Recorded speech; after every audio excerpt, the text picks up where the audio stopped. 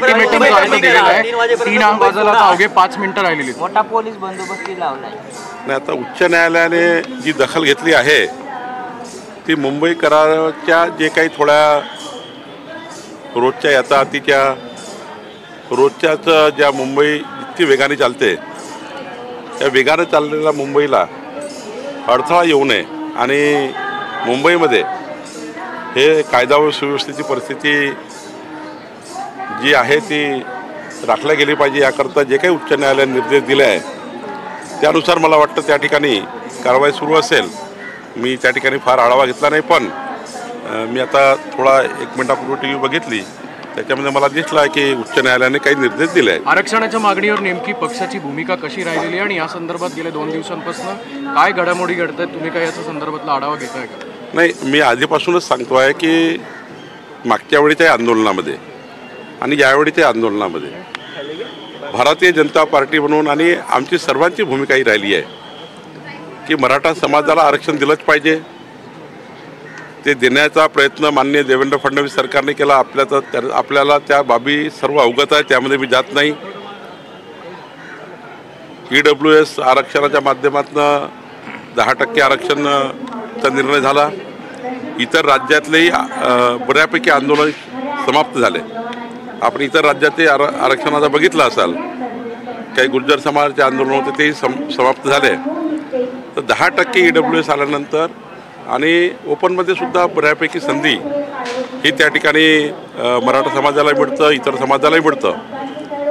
पण या ताटातलं काढून त्या ताटात द्या, त्या ताटातलं काढून त्या ताटात द्या, हे राज्याला शोभण्यालायक नाही आहे। म्हणजे OBCचं आरक्षण काढून मराठा समाजाला द्या, मराठा समाजाचं आरक्षण काढून OBCला द्या, या भूमिकेत पहिल्यापासून या ठिकाणी ही राज्याची कुठल्याच सरकारची भूमिका नाही आहे। आणि त्यामुळे देवेंद्र फडणवीस सरकार, आमचं सरकार हे मराठा समाजाला न्याय देण्याकरता जे जे काही करता आलं, म्हणजे मी तर म्हणेल राज्याच्या निर्मितीपासून 1 मे 1960 पासून आत्तापर्यंतच्या काळामध्ये देवेंद्र फडणवीस सरकार, एकनाथ शिंदे सरकार सोडलं कुठल्याही सरकारने मराठा समाजाला जो न्याय दिला नाही, तो सरकार, तो न्याय माननीय पंतप्रधान मोदींच्या सरकारकडनं, आमच्या देवेंद्र फडणवीस सरकारकडनं, एकनाथ शिंदे सरकारकडनं आणि आता अजितदादा आमच्यासोबत आहे, आमच्या सरकारकडनं आपण दिला आहे। आणि वेळोवेळी सारथी असेल, अनेक विषय असतील, मराठा समाजाला मजबूत करणे जे काही देवेंद्र फडणवीस सरकारने सामाजिक आणि आर्थिक सर्वेक्षण केलं आहे मराठा समाजाचं, त्या सर्वेक्षणप्रमाणे मराठा समाजाला मजबूत करणे ही आमची जबाबदारी आहे। सरकार ती जबाबदारी पार पाडत आहे आणि पण हे करत असताना 18 पगड जाती, OBC समाज, 353 जातीचा OBC समाज यावरही कोणता अन्याय होऊ नये ही काळजी त्या ठिकाणी सरकार घेत आहे।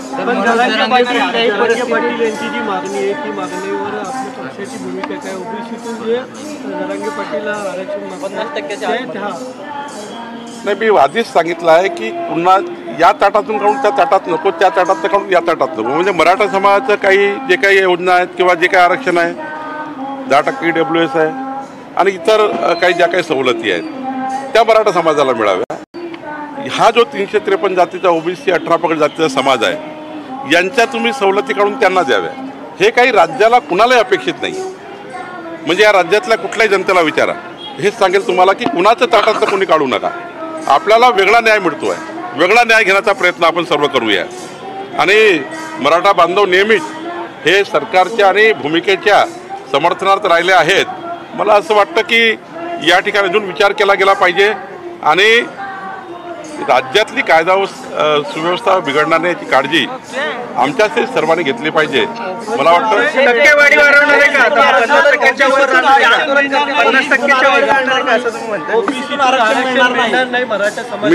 मी वारंवार तुम्हाला सांगतो आहे की मी वारंवार हे सांगतो आहे, तुम्ही अजून त्या ठिकाणी तेच ते विचारताय।